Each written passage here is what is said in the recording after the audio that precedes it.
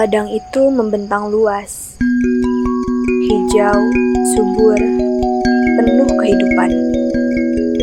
Tapi di tengah semua itu, ada yang perlahan mulai menghilang. Anak muda.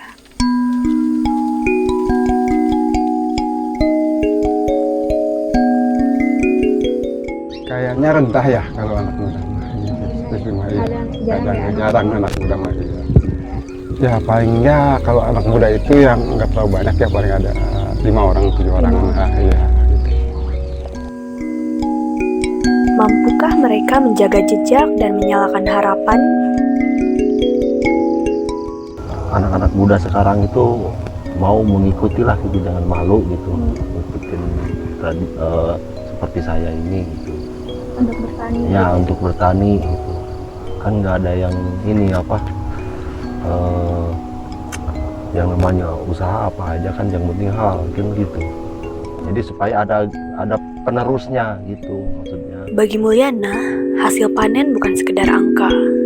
Kebahagiaannya sesederhana melihat hasil panen yang bagus karena buah tangannya sendiri.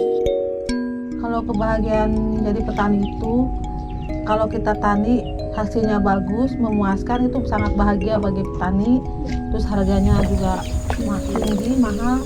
Itulah kebahagiaan petani. Kualitasnya bagus.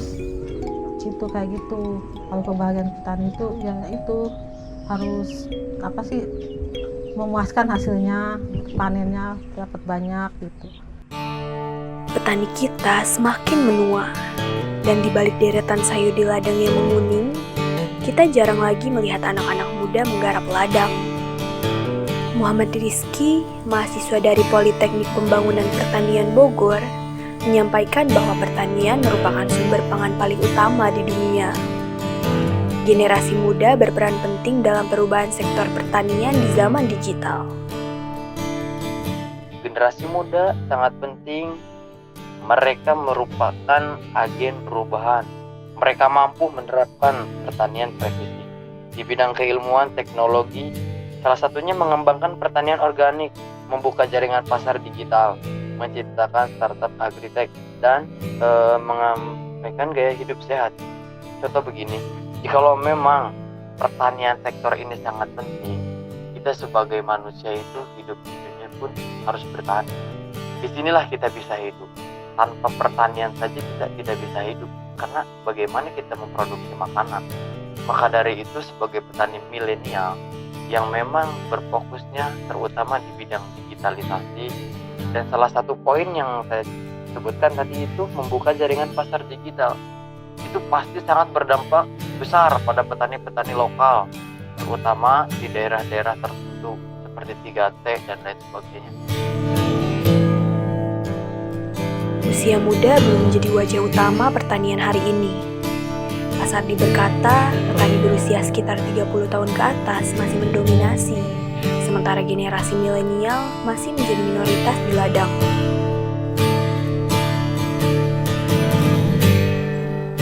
Kementerian Pertanian menyebutkan bahwa petani di Indonesia saat ini jumlahnya ada 33 juta orang.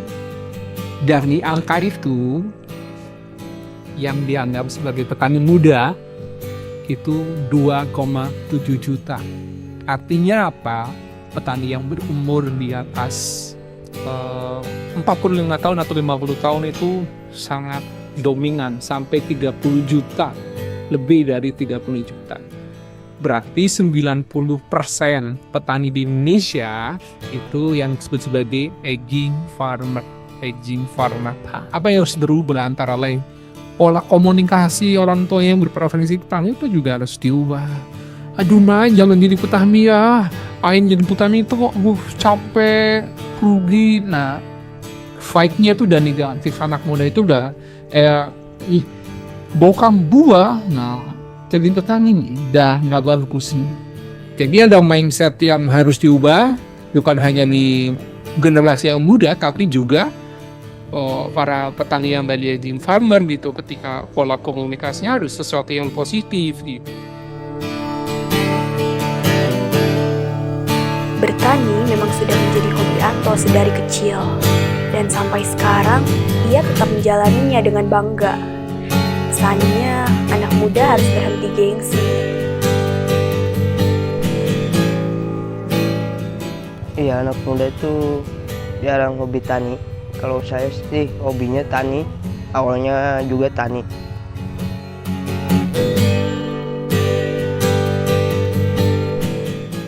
Dengan gengsi lah, minimal harus maju. Kalau saya sih dari umur kecil tuh kelas SD saya suka bertani. Oh, dari kecil sudah mulai? Iya. Berarti melanjut sampai saat ini? Iya, sampai sekarang. Oh, kira-kira udah pakai berapa tahun? Udah tahunan sih. Udah 2 tahun lebih kan ya? Iya. Bertani bukan pilihan kuno. Justru di tengah dunia yang terus berubah, anak muda bisa jadi kunci untuk pertanian yang lebih maju. Ya mudah-mudahan kawan-kawan yang generasi muda ya biar merasakan tani, biar mau gitu bertani sekarang, karena tani itu sebenarnya dibutuhkan gitu ya, karena pangannya, itunya, hasilnya sama masyarakat.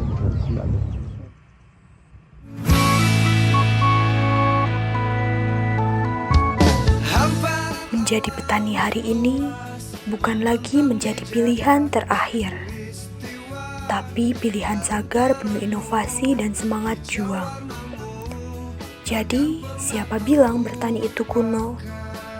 Mungkin petani masa depan adalah kamu dan juga saya.